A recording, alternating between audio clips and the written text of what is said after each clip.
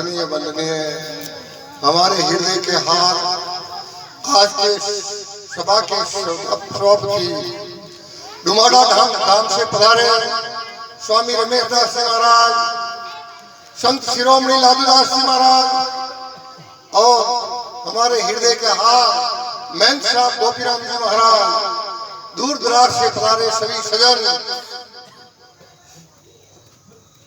धर्म प्रेमी सजनों, मातृशक्ति माताएं, नन्हे मुन्ने बाल गोपाल, सर्व रूप में विराजमान चैतन्य स्वरूप आत्मदेव को कोटि कोटि वंदना।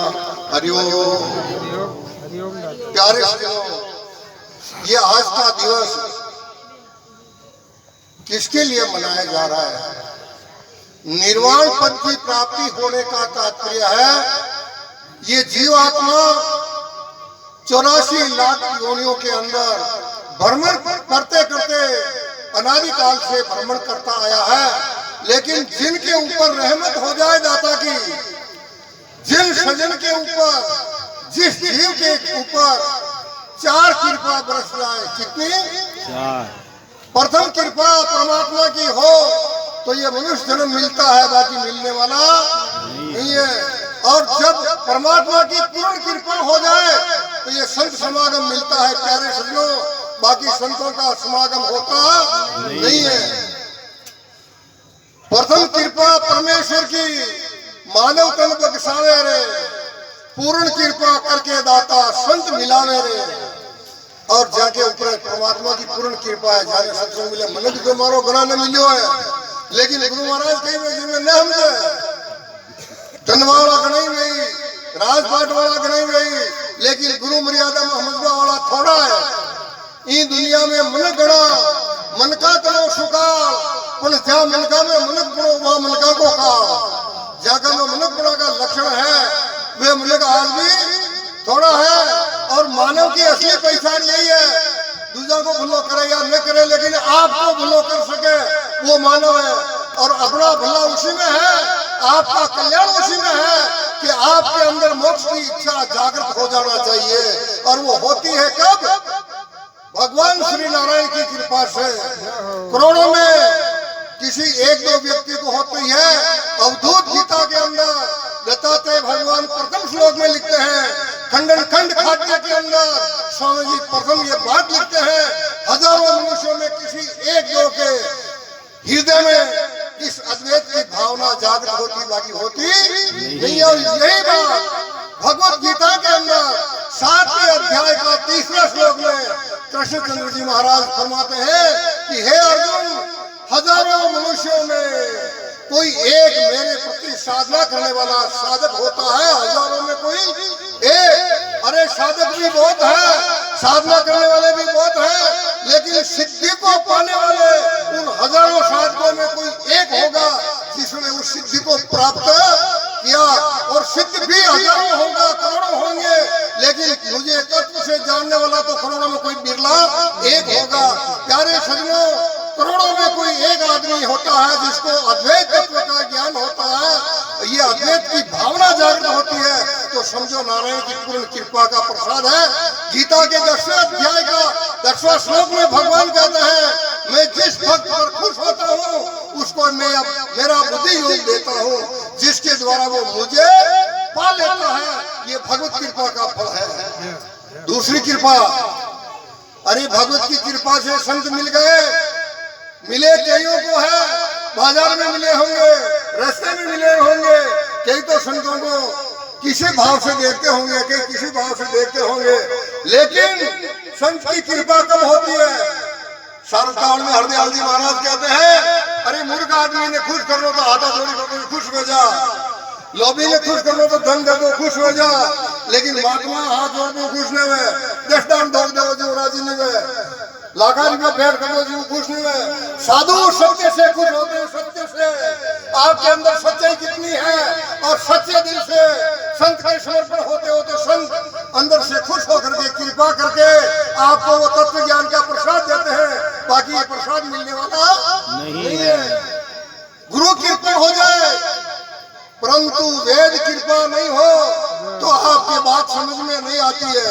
महापुरुष क्या कह करके गए, क्या कहेंगे, ये बात उन्हीं के समझ में आती है जिनके ऊपर वेद की कृपा है।